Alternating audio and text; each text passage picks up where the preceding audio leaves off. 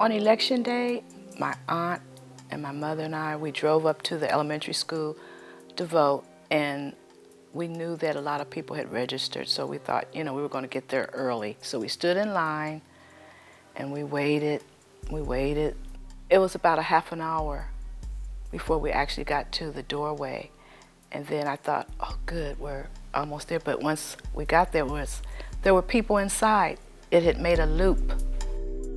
By that time, I knew that my mother wouldn't be able to stand that much longer because she had been ill. So I asked one of the women there if I could have a couple seats for my mother and my aunt, because I see it was going to be a little while. So they gave us 2 chairs, and we had to drag those while the line moved along. While we were there, people were coming inside, and once they got to the doorway, they thought the same thing we did, because once they got inside, they said, you could see the look on their face. They said, I got to get back to work. By the time I got up to the booth, we had waited like almost 4 hours. After showing the ID, they told us we only had like 3 minutes. So in terms of it being the first time that we've used these machines, no one had showed us how. We had not seen a picture. We did not have any instructions. So as soon as we got in, we had 3 minutes to look them over, figure out, what to do. It was intimidating. I had never seen that machine, and I'm trying to familiarize myself. And one of the things that, took me by surprise was that the red light was flashing next to George Bush's name.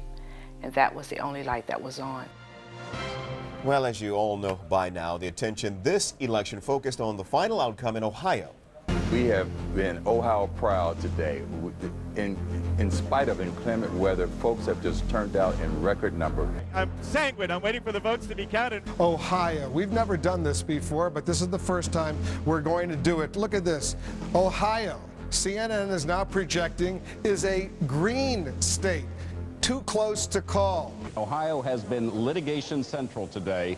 Numerous lawsuits filed there. For example, earlier today there was one when people would show up at the polling place. If they had applied for an absentee ballot, that would show up on the records, and they were not allowed to vote provisionally. After the 2004 election, Democrats commissioned a poll in Ohio that found that as many as 129,000 voters got tired of waiting in the long lines in Cleveland and Columbus and elsewhere in Ohio. 129,000 Ohio residents who wanted to vote, but they couldn't afford to. They couldn't afford multiple hours to wait in line. This is a poll tax. How much did it cost you to vote? An hour? 2, 3, 4, 5, 6 hours? We've been mulling over the fact that 85% of the precincts are reporting in Ohio showing Bush with 51% of the vote, John Kerry with 49% of the vote. There is a small but blood-curdling group of reports of voting irregularities and possible fraud, principally in Ohio and Florida.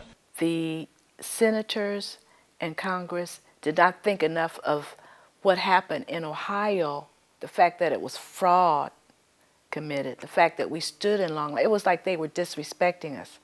They didn't come down to us, so if they won't come to us, we'll go to them. It was decided that we would take it to Washington, D.C.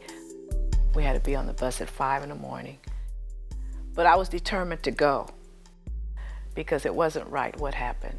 And I felt I had to speak up for myself as well as those that couldn't. The particular senator's office that we went to, when we first went in, they said that he was not there. Actually, myself, along with about 3 or 4 other people, we went to 2 senators' office. The other senator was not there, and we spoke to his assistant. They knew we were coming, so they didn't want to speak to us. So that's sort of like that is a slap in the face. I mean, you're a taxpayer and a voter, and these things have happened to you that were real. The long lines, missing votes, not being able to vote, and then you mean that you don't have the time to speak to us? Something's wrong with that picture. I want the politicians to really be accountable, our elected officials. They disrespected us. They did not really come to see what happened, and they're not taking it serious. So what should be done about this? Can we trust the machines the next time? Do our votes really count? You tell young people, you know, you have to vote. And we do have to vote, but we want our vote to count. I don't have that enthusiasm for my vote. That's like somebody has to answer for what happened.